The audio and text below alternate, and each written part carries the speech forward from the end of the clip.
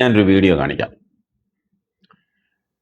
ആ വീഡിയോ കണ്ടിട്ട് നിങ്ങൾ പ്രേക്ഷകർ അഭിപ്രായം പറയണം.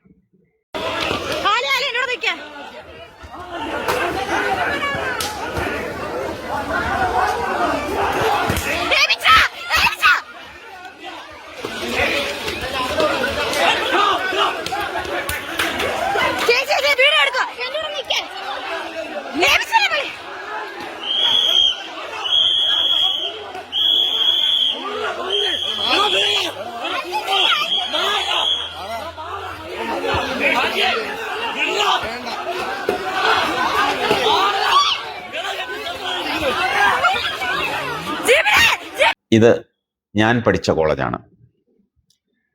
എൻ്റെ സഭയുടെ, എൻ്റെ നാട്ടിലെ, എൻ്റെ നാട്ടുകാരുടെ സ്വന്തം കോളേജ്, കൊട്ടാരക്കരക്കാരുടെ സ്വന്തം. കൊട്ടാരക്കരയിലെ ഒരു എയ്ഡഡ് കോളേജേ ഉള്ളൂ, അത് ഈ സെൻറ്റ് ഗ്രിഗോറിയസ് കോളേജാണ്. ഈ സെൻറ്റ് ഗ്രിഗോറിയസ് കോളേജിൽ പഠിച്ച ആളുകൾ ഇന്ന് ലോകത്തിൻ്റെ നാനാ ഭാഗങ്ങളിലുണ്ട്. 964 തുടങ്ങിയ കോളേജാണ്.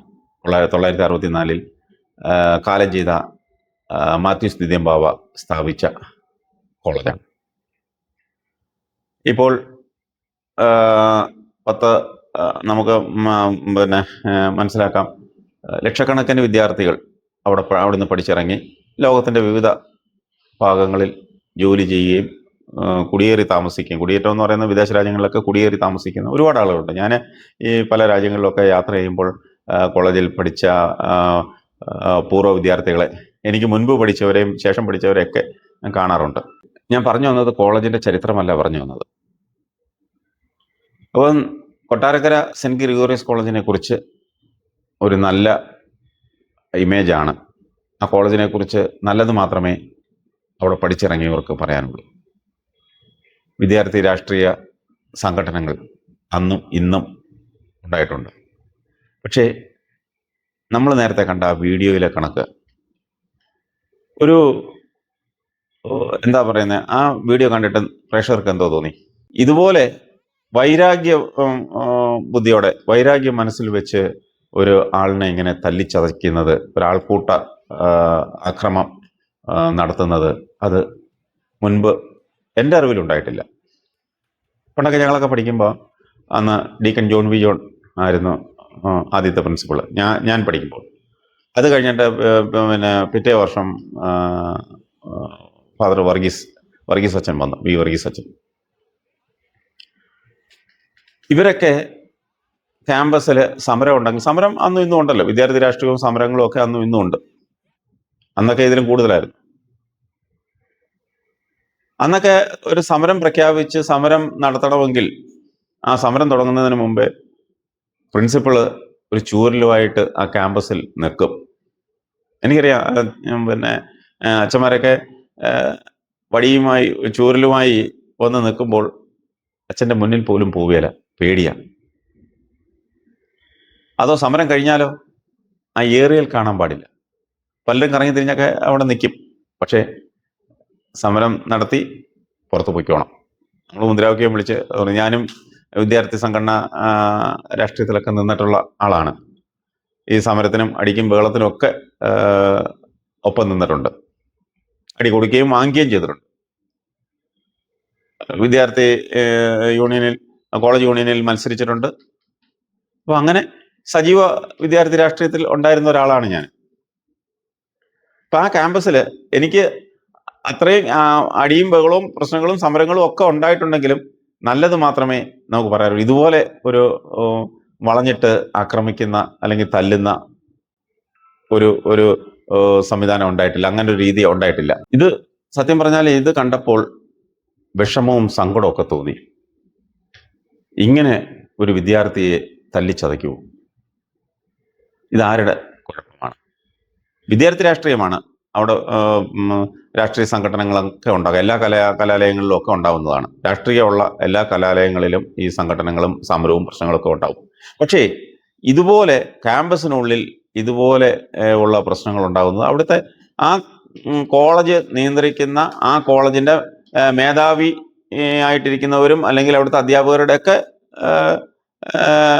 ഗുണദോഷം കൊണ്ടാണ് ഇങ്ങനെ ഉണ്ടാവുന്നത്. ഞാൻ നേരത്തെ പറഞ്ഞില്ലേ, ഞങ്ങളൊക്കെ പഠിക്കുമ്പോൾ അവിടുത്തെ പ്രിൻസിപ്പൽ അച്ഛൻ ഒരു വഴിയും എടുത്തുകൊണ്ട് അവിടെ നിന്നാൽ, ആ ക്യാമ്പസിൽ നിന്നാൽ ഒരാൾ പോലും, ഒരു കുട്ടി പോലും അടുത്ത് പോകത്തില്ല. സമരം ഉണ്ടാക്കിയവർ അതുവഴി പോവും. അവിടെ ആരും കറങ്ങി നിൽക്കത്തില്ല.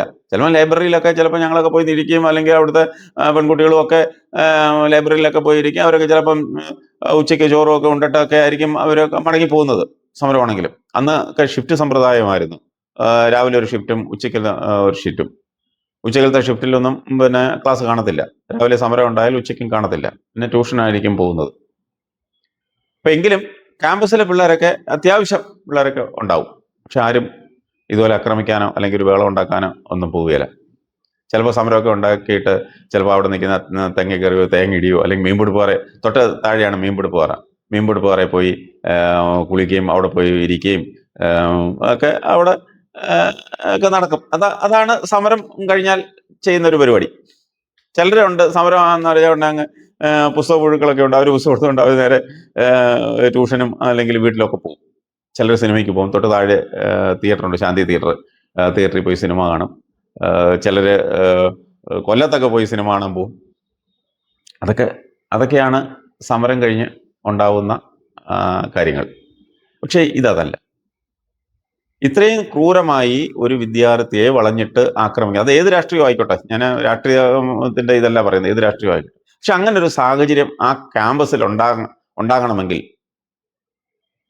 ആ കോളേജിന്റെ പ്രിൻസിപ്പളായിട്ടിരിക്കുന്ന ആളിന് തന്നെയാണ് അതിന്റെ ഉത്തരവാദി. അതിന്റെ ഉത്തരവാദിത്വം അവർക്കാണ്. ആംബിയർ വേണം, പറഞ്ഞാൽ അനുസരിക്കണം, കുട്ടികൾ പറഞ്ഞാൽ അനുസരിക്കണം. വീട്ടിലെ ഗ്രഹനാഥൻ ശരിയല്ലെങ്കിൽ ആ വീട് ശിഥിലമാവും എന്ന് പറയുന്നത് പോലെയാ ഈ ക്യാമ്പസ്, ഈ കലാലയം. അത് നന്നാവണമെങ്കിൽ അതിൻ്റെ ചുമതലപ്പെട്ടവർ നന്നാവണം ആദ്യം. ഇന്ന് ഒരു കലാലയത്തെ നിയന്ത്രിക്കുന്ന ആ കലാലയത്തിലെ പ്രിൻസിപ്പളാണ്, ആ കലാലയത്തിന്റെ മേധാവിയാണ്. അവരായിരിക്കണം ആ കലാലയം എങ്ങനെ പോകണം, എങ്ങനെ കൊണ്ടുപോകണം. ഇപ്പോൾ നശിപ്പിക്കാനും നന്നാക്കാനും അവർ മതി.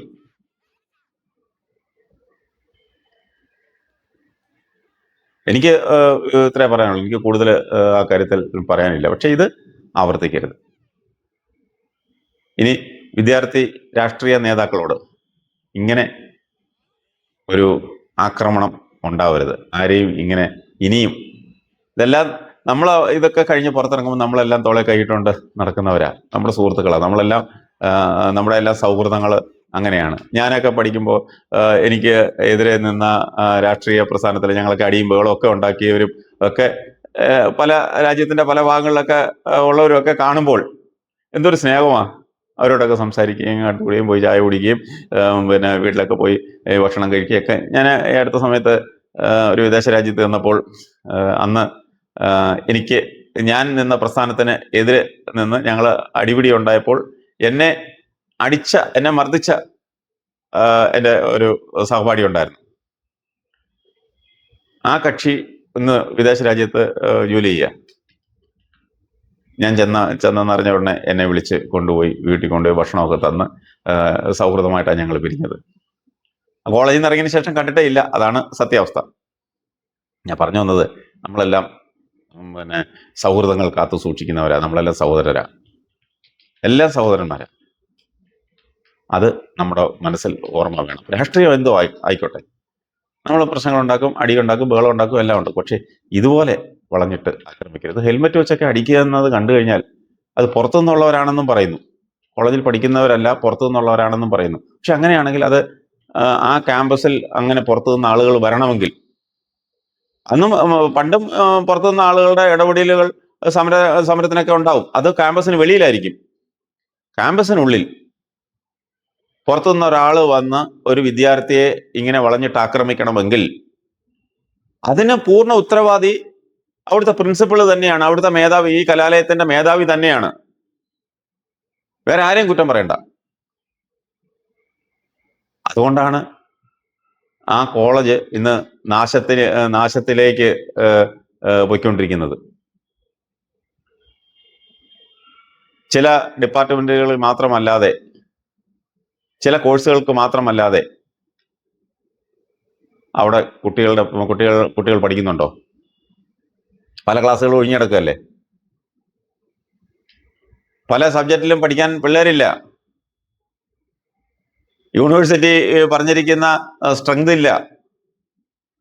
അക്കോമഡേറ്റ് ചെയ്യാൻ പറ്റുന്ന രീതിയിലുള്ള സ്ട്രെങ്ത് അത്രയും കുട്ടികളോട് പഠിക്കാൻ വരുന്നില്ല. എന്തുകൊണ്ടാ? എണ്ണപ്പെട്ട ചില സബ്ജക്റ്റുകൾക്കല്ലാതെ അവിടെ കുട്ടികൾ പഠിക്കാൻ വരുന്നില്ല. എന്തുകൊണ്ടാണ്? ഇതൊക്കെ തന്നെ അതിൻ്റെ ഒരു പ്രധാന കാരണം. ആ കോളേജ് നാശത്തിന്റെ പടുകുഴിയിലേക്ക് പോയിക്കൊണ്ടിരിക്കുക. വരുന്ന ഒരു 10 വർഷത്തിനകം അത് ഏത് രീതിയിലാവുമെന്ന് നമുക്കിപ്പോഴേ ഊഹിക്കാം.